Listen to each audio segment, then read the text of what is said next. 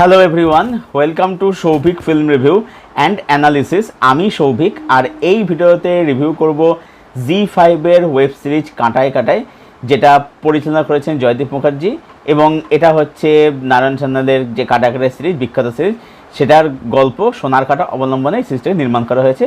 এবং এখানে আমরা শাশ্বতভাবে দেখতে পাচ্ছি পিকে বাসুর চরিত্রের। এছাড়াও এখানে অনন্যা রয়েছে, তারপরে সোহম রয়েছে, এরকম একটা বড় কাস্টিং এখানে রয়েছে আর কি। পায়েল সরকার রয়েছে, অনেক এখানে সিরিজটার মধ্যে অভিনয় করেছে আর কি। তো সিরিজটা হলো কেমন জানবাজকের ভিডিওতে, সো লেটস স্টার্ট।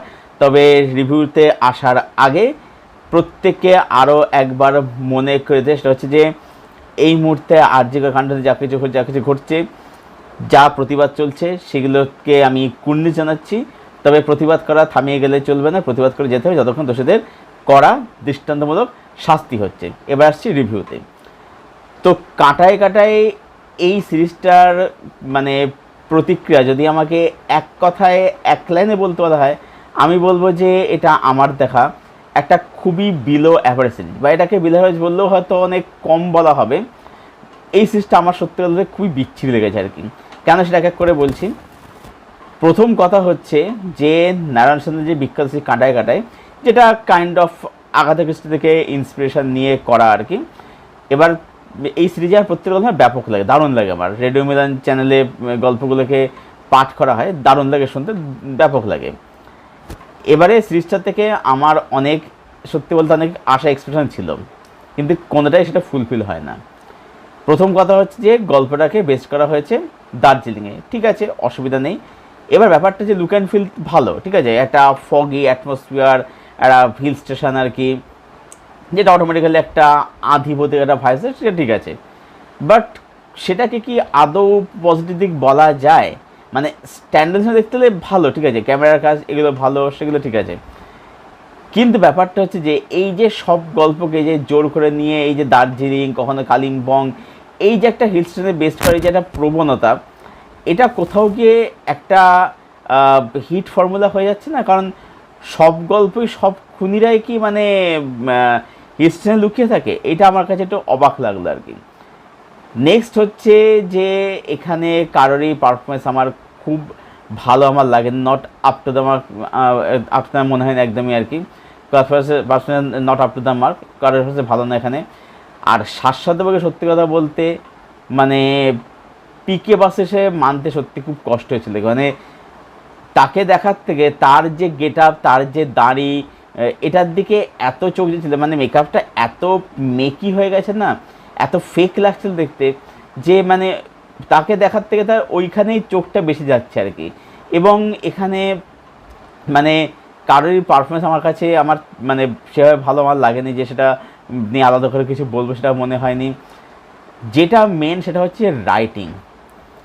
একটা ভালো গল্প পেয়েছে, ভালো কাস্টিং পেয়েছে, যারা এখানে অভিনয় করে তারা কিন্তু খারাপ অ্যাক্টর নাই, যারা শাশ্বত, অনন্যা, তারা কিন্তু ভালো অ্যাক্টর, অভিনেত্রী, ঠিক আছে।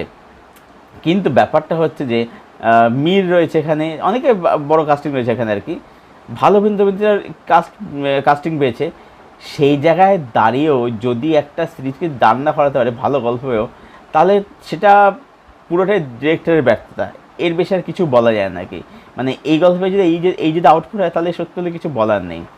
প্রথম কথা হচ্ছে এখানে দেখা যাচ্ছে যে এই পিকে বাসু, তার মেয়ে মারা গেছে, তার ওয়াইফের একটা, যেটা অনন্যা দেখেছে ওয়াইফের রোলটা আর কি, তার একটা ট্রমা রয়েছে, ঠিক আছে, সে খুব দুঃখে আছে। এই যে একটা ফ্যামিলির অ্যাঙ্গেল জোর করে ঢুকে দেওয়া, একটা পার্সোনাল একটা ট্রমার অ্যাঙ্গেল ঢুকে দেওয়া, এইখানে সিরিজটা ঝাড় খেয়ে থ্রিল যেটুকু যা আছে সেটা খুব বেসিকলি খুব সারফেস লেভেলে, ঠিক আছে। এটা থ্রিল নেই বললেই চলে। মানে জেনারেলি কি হয়, আমরা হয়তো কোনো একটা ভালো কাজ দেখছি, কাজটা ভালো হতে হতে একসময়কে অনেক সময় ড্রপ আসে, আবার যে ড্রপটা আসে হঠাৎ করে কিছু একটা কাজটা তুলে নেয়। এখানে সেটা নাই। এখানে কাজটা বাজে হতে হতে হতে একটা মনে হচ্ছে কাজটা এবার ভালো হতে, এবার কাজটা জমতে পারে, ঠিক আছে, এবার কিছু একটা ভালো হবে, কিন্তু তারপরে কাজটা হঠাৎ করে পড়ে যায়। এখানে ঠিক উল্টো জিনিসটা হয় আর কি। এবং একটা টেনশনের মুহূর্তে, যদি টেনশনের ফিল পার্সোনালি করিনি, সেখানে রবীন্দ্রসঙ্গীত, হাই সেখানে রবীন্দ্রসঙ্গীত কে রাখে, মানে জোর করে ঢোকানো। আর লাস্ট যেভাবে যে লাস্টে খুনিকে ধরছে আর কি, যে ধরার যে প্রসেস সেটা এত বোকা বোকা, এত হাস্যকর, মানে মানে সত্যি রিডিকুলাস বলে কম বলা হবে। আর এই সিরিজটা 10টা এপিসোডের সিরিজটাকে অহেতুক টেনে টেনে ইলঙ্কার কাছে বাড়ানো হয়েছে। মোটামুটি 6 থেকে 7 এপিসোড সিরিজটাকে অনায়াসে এন্ড করে দেওয়া যায়, to the point sharp crisp edit রেখে, এবং মোটামুটি 7 কি 8 এপিসোডেই একদম ক্রিস্টাল ক্লিয়ার হয়ে যায় যে এর পেছনে অ্যাকচুয়ালি কে আছে, কে আসল কালপেট। এবং ঠিক সেটাই হয় আর কি, যারা উন্নত অডিয়েন্সরা তারা অনেক আগে ধরে ফেলবে আগে। তাহলে বাকি আমি কী দেখছি, কী কেন দেখবো, কী দেখবো, কিছুই নেই সত্যি কথা বলতে। তো সব মিলিয়ে কাঁটায় কাঁটায় এই সিরিজটা আমার একেবারেই পোষে না। এটা একটা খুবই বাজে কাজ হয়েছে, সত্যি কথা বলতে খুব বাজে কাজ হয়েছে। এটাকে বিলো অ্যাভারেজে বলা যায় না, বিলো অ্যাভারেজ বললাম ঠিকই, কিন্তু এটা সেটাও বলা যায় না, বলা যায় কিনা সেটা নিয়ে আমার যথেষ্ট সন্দেহ আছে আর কি। তাই সব মিলিয়ে কাঁটায় কাঁটায় এই সিরিজটাকে আমি দেবো 1 আউট অফ 10। এবার 1 কেন দিলাম তার কারণ হচ্ছে যে যেহেতু এই যে বললাম যে সিনেমাটোগ্রাফিটা, লুক অ্যান্ড ফিলটা এটা স্ট্যান্ডার্ড হিসেবে ভালো, সেইখানে আমি 1 দিচ্ছি, নইলে এটাকে আমি 1, এটাকে আমি 0 দিতাম আর কি। কারণ কাজটা সত্যি বলতে কিছুই হয় না আর কি। রেডিও মিলানতে যখন আমার গল্পগুলো শুনি, সেই গল্পের যে এসেন্স থাকে সেই এসেন্সটাই পুরো নষ্ট করে দিয়েছে আর কি। কারণ আমার কথা হচ্ছে যে এখানে গল্পগুলোকে কলকাতায় বেস্ট করানো যায় না, কারণ গল্প সবাই তো কলকাতার মধ্যে, তো সব গল্পকে এখানে জোর করে পাহাড়ে নিয়ে যেতে হবে এরকম কথা, এরকম মাথা দিব্যি কোথায় কে দিয়ে রেখেছে। যাই হোক, তো এই ছিল আমার রিভিউ কাঁটায় কাঁটায় সিরিজটাকে নিয়ে। যারা দেখবে বলে প্ল্যান করছো, ইটস ইয়োর চয়েস, দেখতে পারো, তারপর জানিও কমেন্টে যে তোমাদের কাজটা কীরকম লাগলো। আর যদি কেউ দেখে থাকে বা যাদের দেখা হয়ে গেছে, তোমাদের ওপিনিয়ন প্লিজ জানাও কমেন্ট সেকশানে। ভিডিওটা ভালো লেগে থাকলে লাইক করো, শেয়ার করো, চ্যানেলটাকে অবশ্যই সাবস্ক্রাইব করো, পাশের বেল বাটনটাকে প্রেস করে দেয় এরকম আরও রিভিউ পাওয়ার জন্য। আর আমার সঙ্গে জুড়তে চাইলে আমার ফেসবুক লিঙ্ক দেওয়া থাকে নিচের ডেসক্রিপশন বক্সে, সেখান থেকে তোমরা আমার সঙ্গে জুড়তে পারো, সেখান থেকে আমরা ফ্রেন্ড হতে ভিডিওটাকে শেষ করছি। Thank you for watching, thank you for your support. দেখা হচ্ছে আবার তোমাদের সাথে বড়খানে টিল দেন টাটা। আর আগে মনে করে দিতে চাই সেটা হচ্ছে যে প্রতিবাদ করে যেতেই হবে যতক্ষণ না দোষীদের করা দৃষ্টান্তমূলক শাস্তি হচ্ছে। দেখা হচ্ছে তোমাদের সাথে পরক্ষণের ভিডিওতে, টিল দেন টাটা।